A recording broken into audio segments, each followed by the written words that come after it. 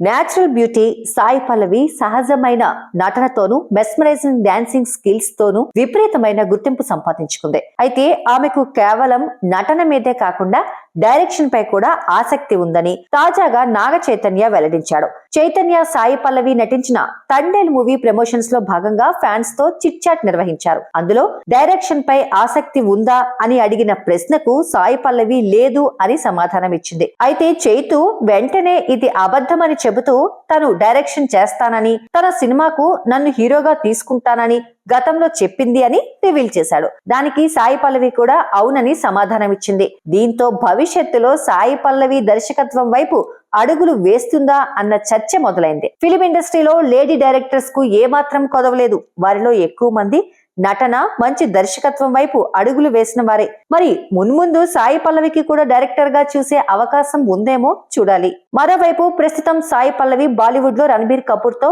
రామాయణ చిత్రంలో నటిస్తుంది. ఈ సినిమాలో సీత పాత్రలో కనిపించనుంది. ఇంకా పలు సౌత్ మూవీస్, బాలీవుడ్ మూవీస్ కూడా ఈ నేచురల్ బ్యూటీ కిట్టీలో ఉన్నాయి.